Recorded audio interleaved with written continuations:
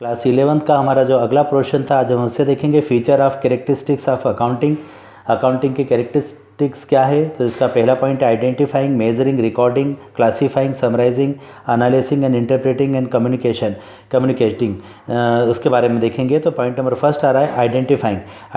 Identifying means to determine the selection of the financial transaction. यहाँ पर हम financial transaction का सिलेक्शन करते हैं कि किन्हें मुद्रा में माप सकते हैं, उसको लेते हैं। In accounting only those transaction events are account which are of the financial nature. हम कौन से ट्रांजेक्शन को इसमें लेते हैं जिनका संबंध किससे होता है, तो मुद्रा से होता है, उसमें लिया जाता है। Which can be presented in monetary terms, जिन्हें हम मुद्रा में व्यक्त कर सकते हैं। Non monetary transaction event if are very important are not recorded और काउंटेड। ऐसे बहुत सारे व्यापारिक सौदे होते हैं जो अमौद्रिक होते हैं, मतलब नॉन मॉनेटरी होते हैं, वो व्यापार के लिए बहुत महत्वपूर्ण होते हैं, लेकिन फिर भी हम उसे हमारे अकाउंट्स की पुस्तक में स्थान नहीं देते। तो हमारा जो आइडेंटिफाइंग का मतलब यहाँ पर क्या बतला रहा है कि लेखांकन में हम केवल उन्हीं सौदों को लेते हैं जिनका संबंध मुद्रा से होता है, पैसे से होता है, उनको लेते हैं। जिनका संबंध पैसे से नहीं होता है उनको हम इसमें नहीं लेते, उनको छोड़ देते, भले ही वो हमारे लिए कितने भी महत्वपूर्ण क्यों ना हो। पॉइंट नंबर सेकेंड की बात करें तो इसमें आ रहा है measuring. It means the determine the business transaction and events in the currency of country. यहाँ पर हम जो भी ट्रांजेक्शन होते हैं उसका निर्धारण करते हैं, मुद्रा के रूप में मापने का काम करते हैं, जो हमारे देश की मुद्रा उसमें मापने का काम करते हैं। जैसे बताया उन्होंने, for example in India rupee is the measuring in unit. Bharat में रुपया मापने का एक मापदंड है, किसी भी सेवा को मापने का मापदंड रुपया है। And dollars euro can be considered in the books of accounts. इसी प्रकार से डॉलर हो सकता है, यूरो हो सकता है। अगर हम इस प्रकार से इसे मॉनेटरी फॉर्म में अगर माप सकते हैं तो उसे फिर हम रिकॉर्ड कर सकते हैं, उसका मेजरिंग हम कर सकते हैं, उसका मापन भी किया जा सकता है। पॉइंट नंबर थर्ड की बात करें तो रिकॉर्डिंग।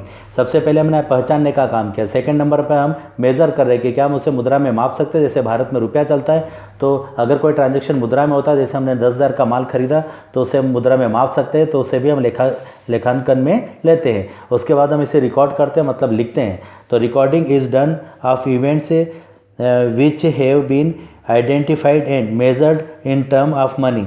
तो जिसे ऐसे कोई इवेंट या घटना है जिन्हें हम मुद्रा में मापते हैं, तो उसे हम क्या करते हैं, रिकॉर्ड करते हैं, बुक्स ऑफ अकाउंट में रिकॉर्ड करते हैं इन term of money and chronological order. क्रमानुसार डेट वाइज हम उसको क्या करते हैं, रिकॉर्ड की हमारी जो पुस्तकें होती है, हिसाब किताब की पुस्तक होती है, उसमें क्या करते हैं, रिकॉर्ड करते हैं। तो ये हमारे 3 पॉइंट हो गए, आइडेंटिफाइंग जिसमें हम पहचान रहे हैं, मेजरिंग, और पॉइंट नंबर थर्ड आ रहा है रिकॉर्डिंग। अब हम पॉइंट नंबर फोर्थ की बात करेंगे। तो पॉइंट नंबर फोर्थ में कहा गया है classifying. Transaction recorded in books of accounts are classified in this process. Same type of transaction are written in one place in the group in accounts. Classifying में हम एक जैसे दिखने वाले ट्रांजेक्शन को एक खाते में लिखते हैं, जिसे हम क्लासीफाइंग कहते हैं। इसको हिंदी में वर्गीकरण भी कहा जाता है कि एक जैसे दिखने वाले खातों को, जैसे हमने बहुत सारे लोगों से माल खरीदा तो उसको हम कहाँ पे लिखेंगे, क्लासीफाइंग में वर्गीकरण करेंगे। एक पांचवा पॉइंट है समराइजिंग। आफ्टर क्लासीफाइंग और posting the financial transaction are summarised. Through this process of summarizing, the classifying data is present in the understandable manner of the concerned parties. Summarising में हम क्या करते हैं कि जो भी हमने व्यापारिक सौदा किया उसको एक छोटे रूप में लिखते हैं, ताकि उससे रिलेटेड जो भी व्यक्ति हैं उसको वो सारी बात समझने में आ जाए या समझने योग्य हो जाए, जिनके लिए वो सूचनाएं बहुत ही महत्वपूर्ण होती हैं। पॉइंट नंबर 6 की बात करें, एनालाइजिंग एंड इंटरप्रिटेशन।